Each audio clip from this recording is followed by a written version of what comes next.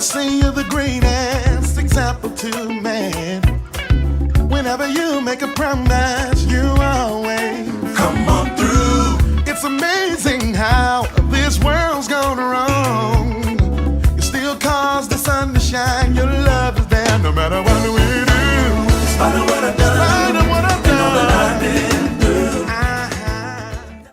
Well, hello, and let me welcome you once again to Taking It to the Streets, my weekly podcast broadcast right here on Brothers in the Spirit online network. Certainly, I am so glad that you've joined me here today, and I want you to know that I appreciate you stopping by each week for Taking It to the Streets. And don't forget to tell a friend about Taking It to the Streets so that they too can become blessed through these weekly podcasts.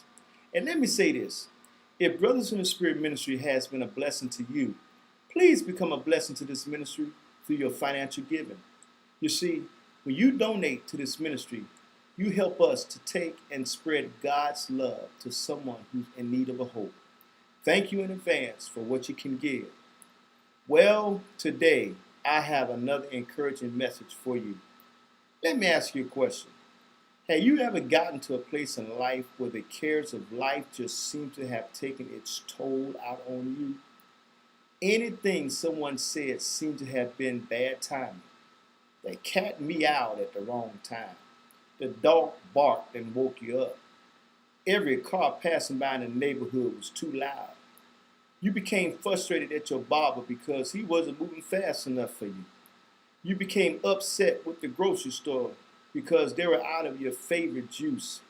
You got into an argument with your partner because he didn't remember to say happy birthday to you as soon as you woke up.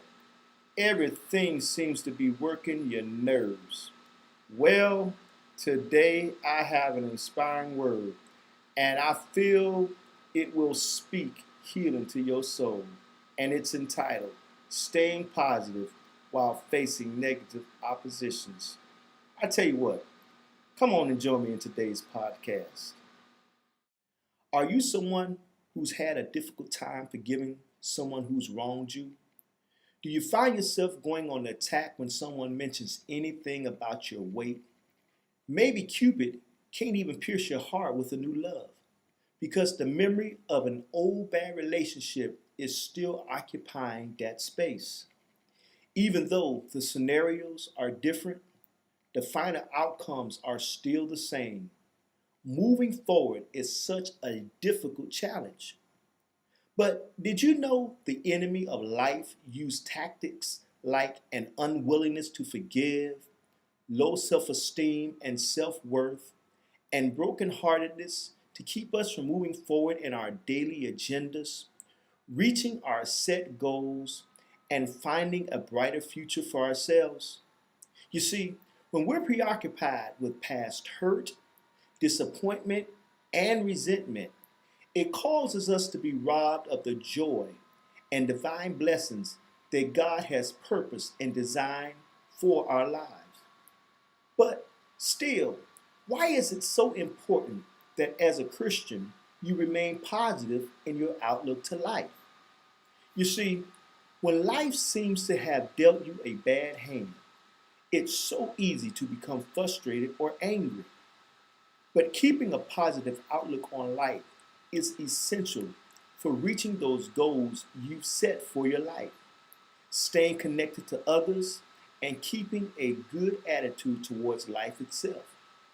Even though things all around you seems to be crumbling down, keeping a positive attitude during those times helps you to remain grounded, which is so important. Being grounded causes you to focus on your true goal, and it helps you to let go of any negative energy that only comes to hamper your creativity, productivity, and your vision. Let me ask you a question. Has God given you a vision for ministry? Has He given you an idea for a new business? Has God given you the opportunity to go back to school to pursue after that long time coming degree?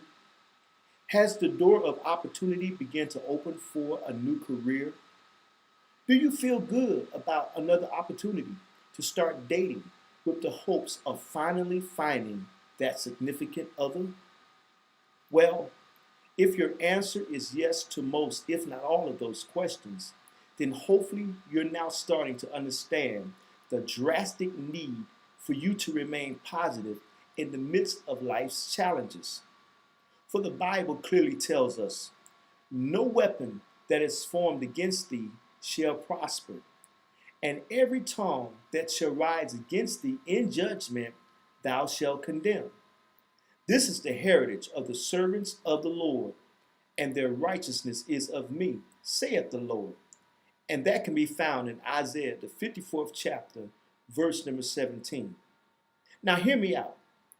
The promise of God never said we wouldn't have moments where we're faced with oppositions. However, God promised to his children is that those same weapons that are formed against us during those times of oppositions won't prosper.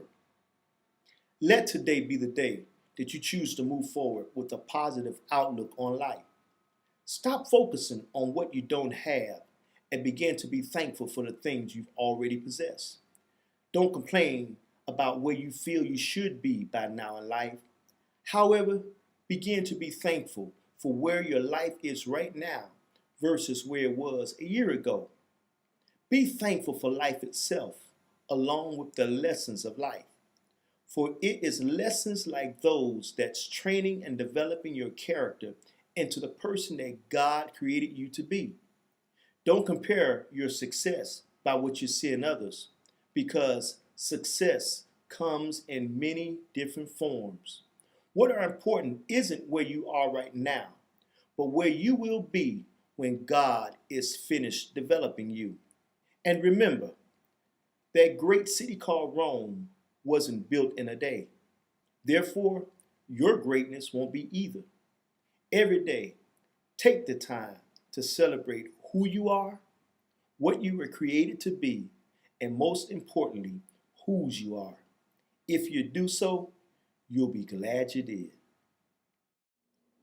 You see, there's times when it seems that life doesn't always play fair. But as a child of God, the Word of God teaches us to give thanks in everything. That means when I'm faced with difficulties, give thanks. When you're faced with uncertainties, give thanks. In the happy times and in the sad times, what we're instructed to do is to give thanks. The reason why is because the things that you're facing or going through was allowed upon you not to hurt you, but to develop you into the prized possession that you were created by God to be. Before you were born, God already knew you to be where you are right now in life. He ordained this moment before the foundations of the world. So don't run or fight against the process, but embrace this opportunity that God has ordained for your life that's only going to take you to your greatness. Well, my time is about gone and I got to get out of here. But before I go, I want to thank you for stopping by today. And I look forward to seeing you next week for another Taking It to the Streets. And remember, there is no problem too big that our God cannot handle. Stop complaining about how big those problems are and start telling every last one of those problems just how big our God is. Until next week, you take care and be blessed.